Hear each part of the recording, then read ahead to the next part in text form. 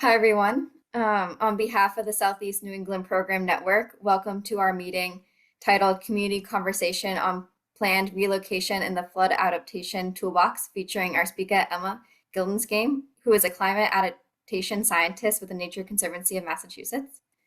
My name is Leah Solway from the New England Environmental Finance Center, and I'll be managing logistics for today's program. Before we get started, I'd like to introduce and provide you all with a little background about the SNEP region and the SNEP network. The Southeast New England Program, or SNEP, is a bi-state initiative of EPA Region 1 that supports clean water, healthy ecosystems, and sustainable communities across Southeast Massachusetts and Rhode Island. The SNEP network is a technical assistance and training program funded by EPA through the Southeast New England Program. The SNEP network is led by the New England Environmental Finance Center, a regional technical assistance provider for EPA Region 1. The SNEP network's mission is to empower communities to achieve healthy watersheds, sustainable financing, and long-term climate resilience through the management of stormwater and restoration projects. We focus on building local capacity by providing no-cost trainings, webinars, hands-on technical assistance to communities in the SNEP region. If you'd like to learn more, please visit our website, snepnetwork.org.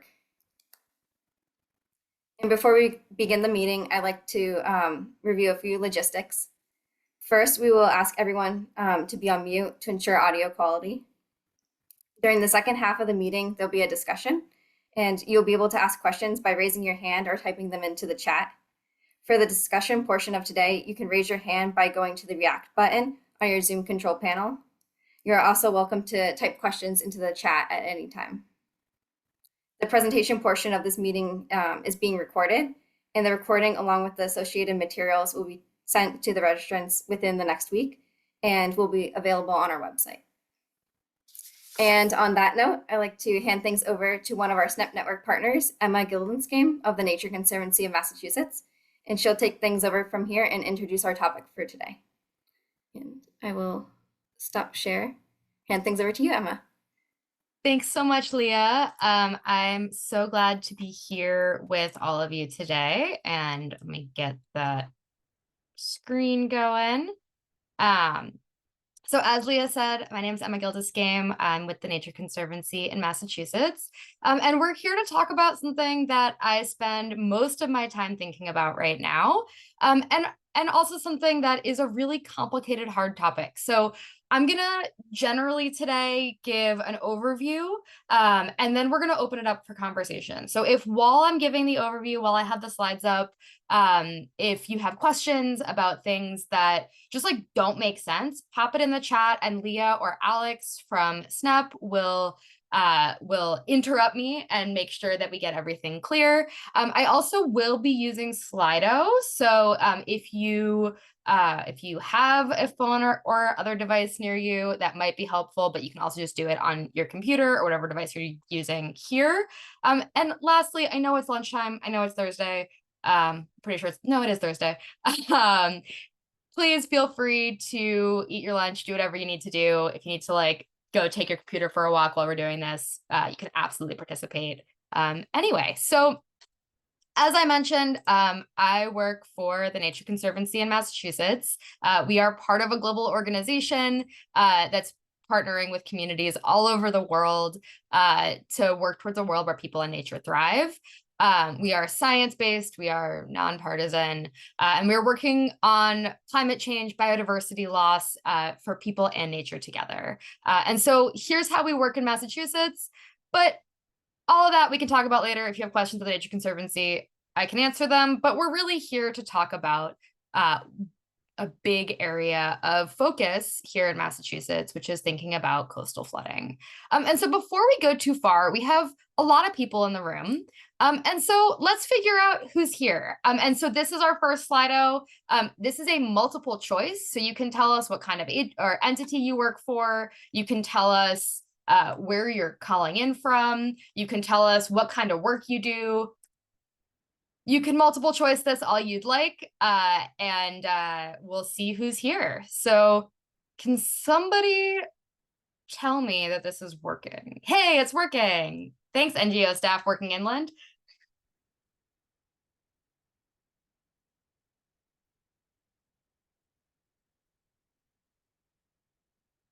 Okay. And if you're having technical difficulties with the Slido, put them in the chat. But it looks like at least 16 of you have figured it out. Ignore those percentages. That's like the percentage of the overall answers. So it looks like we've got a good mix. I'm going to scroll down so we can see. Oh, I'm going to skip apparently. I'm going to scroll down so we can see that we have nobody from beyond New England. So we are all from within the either SNEP or elsewhere along the New England coast. Okay, so this is good to know. The next one, now that we've practiced Slido a little bit, is getting a little bit more into the topic at hand. So how much have you thought about relocation or managed retreat or climate migration, any of the names that we talk about this topic with? Yeah, so.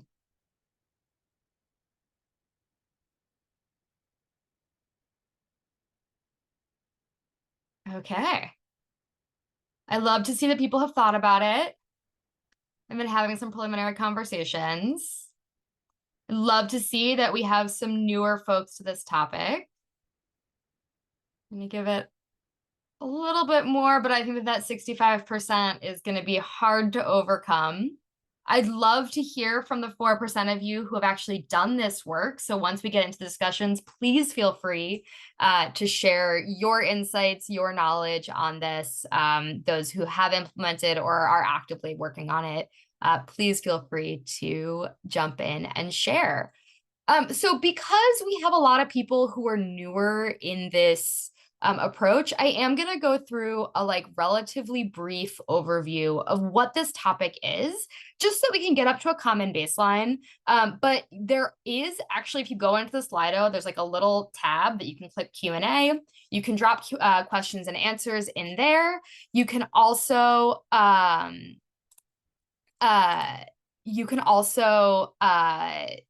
just type them into the chat here if you don't want to use Slido, and Leah and Alex will track those.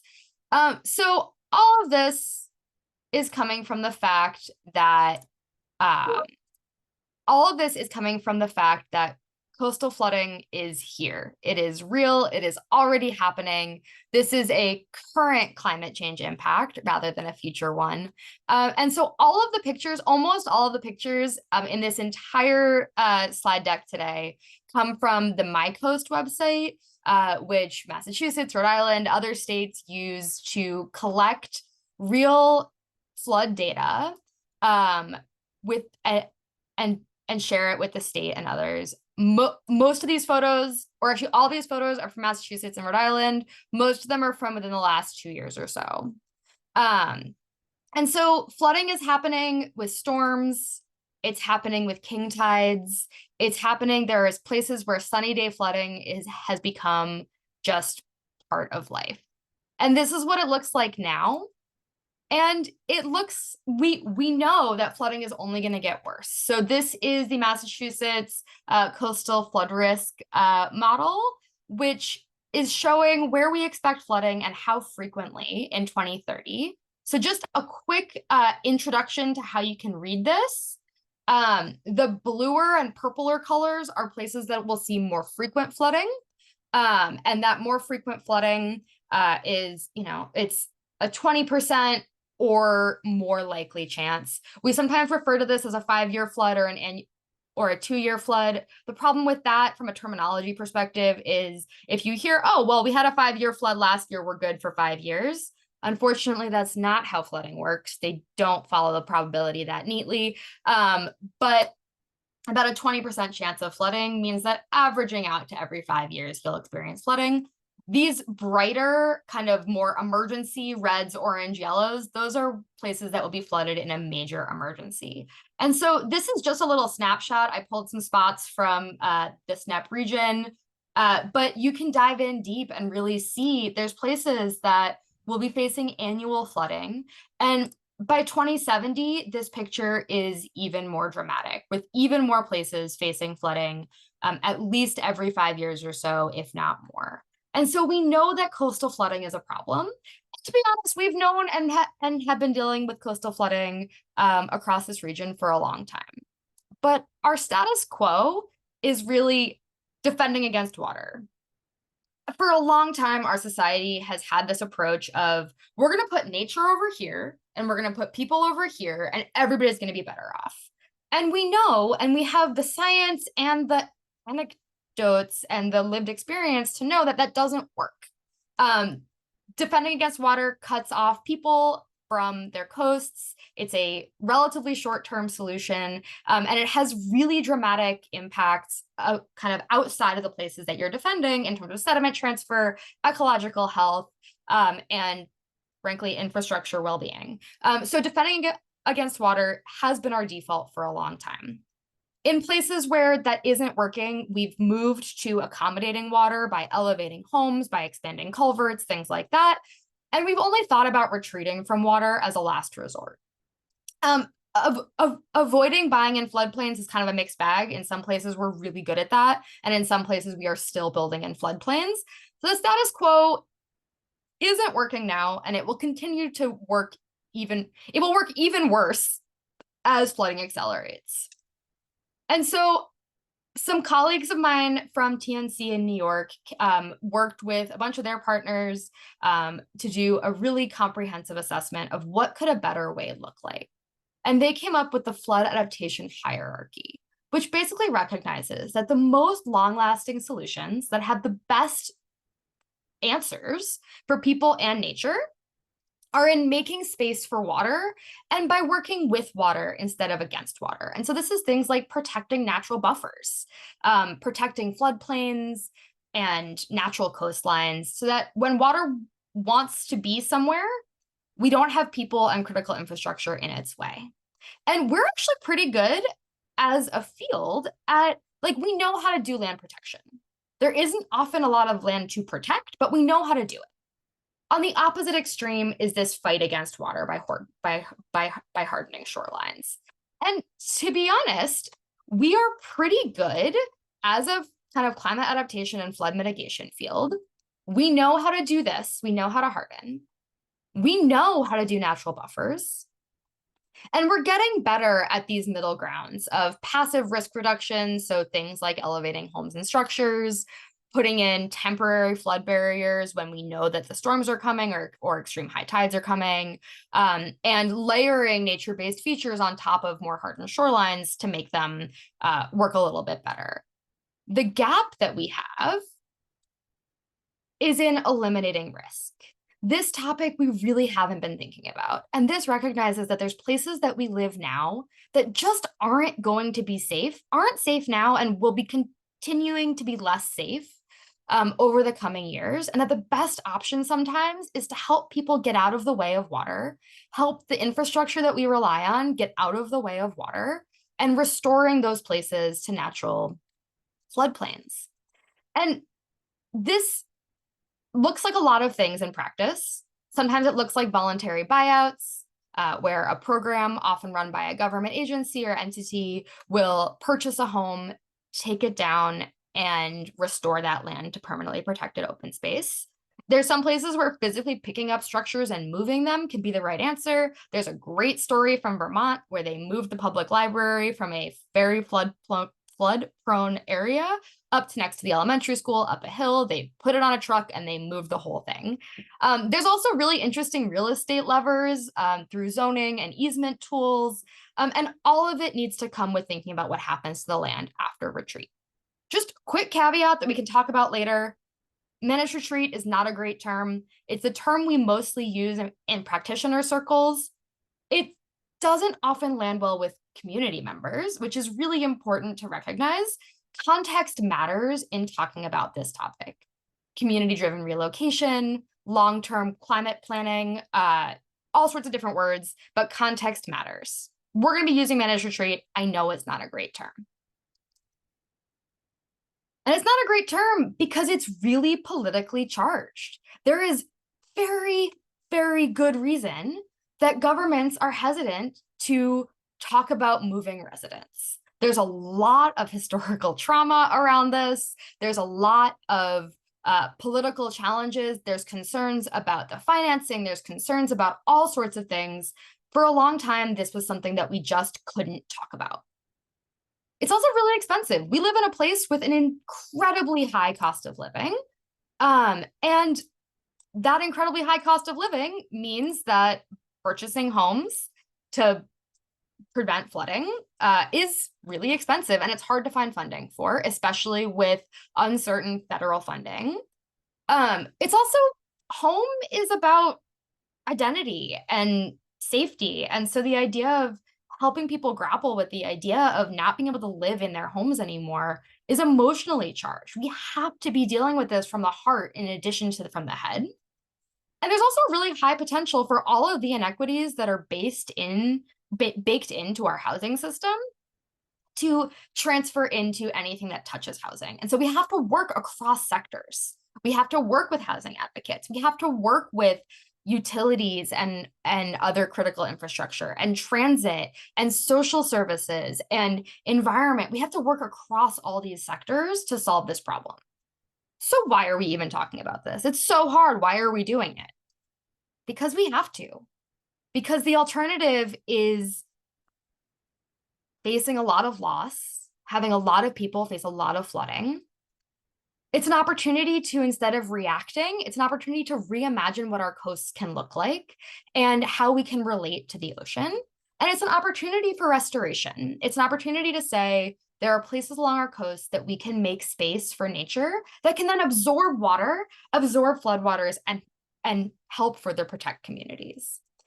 Because the choice is really, I'm not going to read all of this, the choice is really unmanaged retreat, which is people face flooding, there's a disaster, in the aftermath of a disaster, homes become vacant or abandoned because people can't afford to replace them and repair them.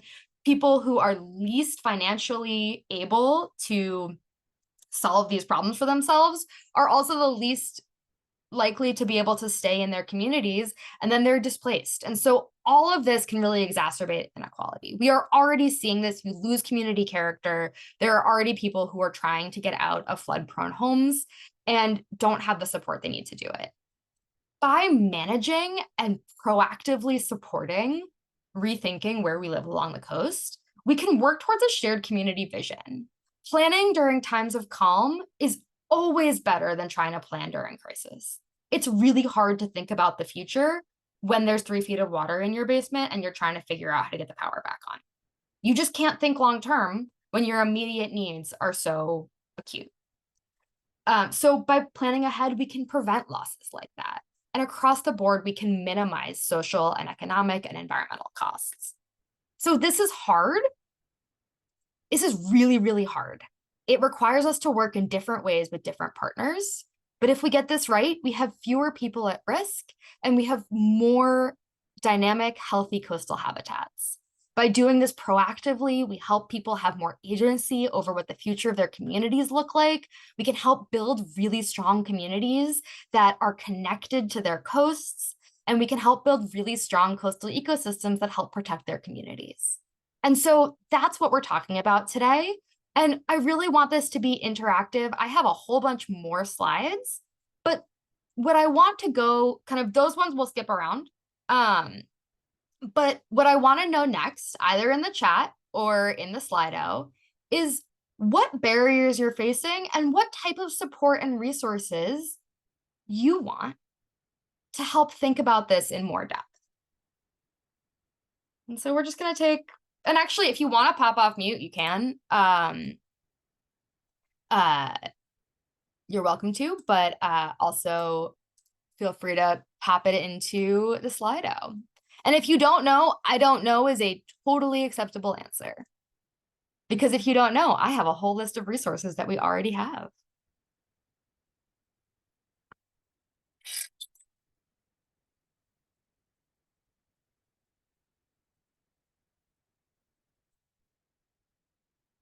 And while folks are typing, I also want to call out to members of my team working on this who are on the call today. I think last time I checked, there were only 2 members of the team, but if there's more, if Andrew and Elisa, if you could just raise your hands, it'll pop you to the top of the list, and everyone can see you.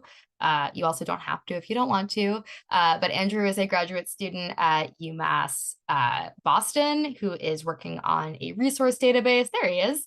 And Elisa is a student at UMass Amherst who is also working with us on these projects, also contributing to the database. So they are here, and I might have them pop off mute if they want to talk about their work, but also just want to highlight that we have some cool folks working on this. So there's a I lot can't going figure on out. in. Oh yeah, go I'm sorry, ahead. I can't figure out how to raise my hand, but it's great to be here. Hi, Hi, everyone. Lisa. Glad you're here. Yeah, so there is a whole bunch of stuff in here. Yes, communities considering retreat want to know that they are not the first. They are not the first. We also, I know a lot of us like to be innovators. There is a lot of room for innovation. There is no clear playbook for how to do this. And also there's a lot to learn. Yes, relocating near helps people also maintain the social resilience. It's easier, and it's also helps maintain communities. So I'm going to scroll through here. I see community, I see resources, I see case studies. Yeah, helping thinking about receiving communities. Ideally, one of my favorite ways to think about this is how can we make more space for more housing in flood safe places within the communities where people already live. There is a whole bunch of really, really great things in here. And I'm very excited to be able to tell you that we have some of this coming down the pike for you. So I'm going to take a couple minutes now. Oh, we have 2 new responses. We're going to look at those. Yeah, we have to help communities make these decisions. We have to think about how to fund this in sustainable ways.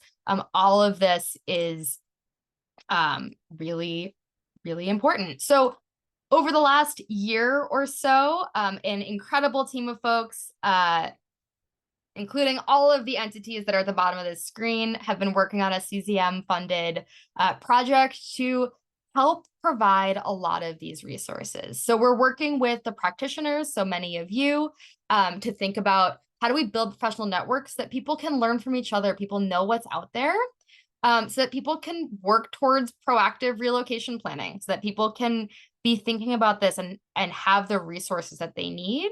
Andrew and Elisa have been working on this knowledge hub that Andrew's actually been working on since January to help people access the information they need. One of the tricky things about managed retreat not being a great term, there's a lot of resources out there that are hard to find because they don't talk about managed retreat. They talk about climate migration. They talk about all sorts of other terms, and it sits across a lot of different areas of kind of like academic and gray literature fields. So we have a knowledge hub that's coming soon.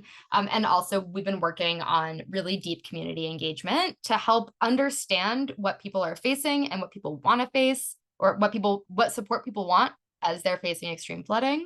And also that we can help provide some information to folks who are facing extreme flooding. So we have the peer learning network.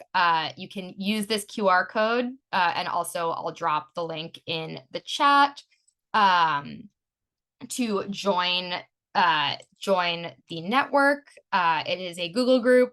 Coming soon, we will also have a LinkedIn group, but if you join the Google group, you'll hear about it when we start the LinkedIn group. And we also have a series of events coming up. So our next one is septic systems and coastal flooding, which is a very important topic, especially in the SNEP region. So Alyssa Cox from URI will be talking about that. So that's that QR code. Future meetings, Elisa will be talking about public health and managed retreat. We will also be hearing lessons from Warren, Rhode Island, which has been working on this for a while. So we have upcoming meetings. Again, I will put this link in the chat. We'll share it afterwards to both the... Oh, what? Something's happening. Sorry. There we go. Yeah, so we'll put those links in the chat. Andrew, I'm gonna start talking about this. If you want to come off mute, I will pause and you can jump in.